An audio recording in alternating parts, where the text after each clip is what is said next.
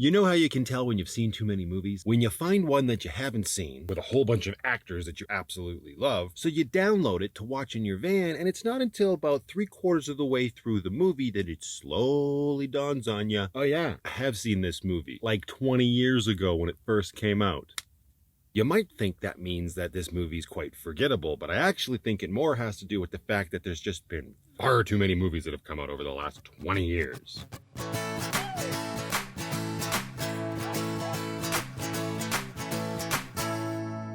Panic is a dramatic romantic comedy from 2000 that stars William H. Macy, Neve Campbell, Donald Sutherland, and John Ritter. William H. Macy plays Alex, a married man who has one child with his wife that also happens to be a hitman that was trained by and works for his father, played by Donald Sutherland. At the beginning of the story, it's set out that Alex is going through a little bit of a midlife crisis and has opted to give therapy a chance. And it's here that he has an encounter with Sarah, played by Neve Campbell. And it's meeting her that sort of ignites this new spark inside of him. Let me get this out of the way. This movie is a perfect example of why I had such a huge crush on Neve Campbell back in high school. I mean, it was the Scream movies that made me notice her, but in this movie, she plays the role of Sarah, this quirky, fun, and attractive young woman, very well. Turns out Sarah is just the boost that Alex might need. Then Alex gets a new target, and the story becomes about him not wanting to kill that target. He actually wants to quit the job altogether. Pursuing Sarah while also trying to be a good dad and actually not let his marriage fall apart, all the while butting heads with his dad. You can imagine he doesn't want him to quit. Macy is as good as he always is, and the character of Alex is a very sad and relatable one.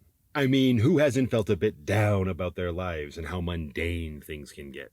Especially when it comes to relationships. Unfortunately, in my opinion, the movie opts to offer a solution of yet another romantic entanglement, which I think is the worst solution, but that's the story they went with. And it's kind of fun escapism to see this elevated character who's normal like most of us, but also happens to kill people for a living, going through similar things. And Neve Campbell, like I said before, plays this character very well. She is that iconic, appealing lead female that most dudes my age, especially in high school, sort of pined after. She slots right into a very easy category. And while she is great in the movie, she actually isn't in it as much as Macy. This truly is his story and what it's like for him to be this depressed married man who's trying to support the relationships between him and his wife and his parents and his son. On that note, Alex is a great dad, and the scenes between Macy and his son feel very loving and natural and do a great job to solidify these two as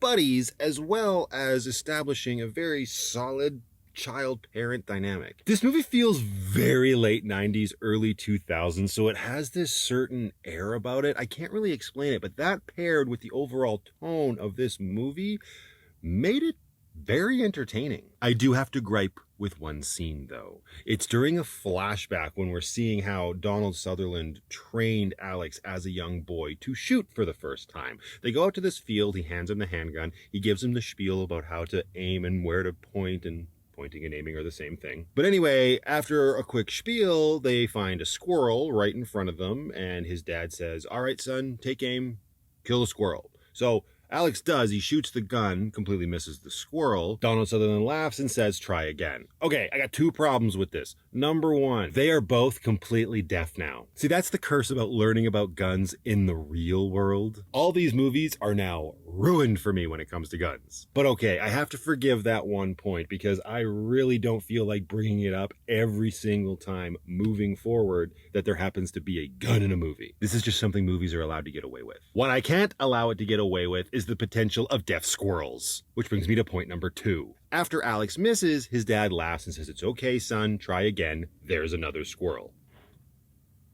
There's another squirrel? No, there's no other squirrel. These two didn't move and you fired a gun. There isn't an animal within miles of you anymore. Yes, this is the hill I choose to die on. There would not have been a squirrel anywhere around them. This all made that scene stick out a little bit too much for me. It made it feel very lazy, even though that they were going for something quite impactful. Silly. Now, the idea of a tough guy needing therapy is very similar to what Robert De Niro and Billy Crystal did in Analyze This and That. And the concept of a hitman struggling has been done lots. The Matador comes to mind first, and that is an excellent film. Maybe we should talk about that soon. And the story of a depressed man who finds a new lease on life when he meets a younger woman has been done to death. But here, the whole package works great. The performances are all solid, and that's really what matters when it comes to a movie like this that has been told a million times before. Now, some stuff definitely feels rushed, and the movie could have benefited from slowing down a little bit and allowing a few scenes to play out a little bit longer for the sake of character development. Near the end of the movie especially, it feels like characters just start doing things that's almost out of the norm for them for no reason, just to move that plot along and get to the end. And actually, I wouldn't have minded investing a little bit more and seeing why it is that they're behaving this way. That, I think, would have allowed things to play out just a little bit more believably, deaf squirrels aside. All in all, I really enjoyed this movie, and I'm going to give it an 8.5 out of 10. Panic is available on Amazon Prime Video, so if you decide to check it out, let me know what you thought about it, and I will see you all in the next one.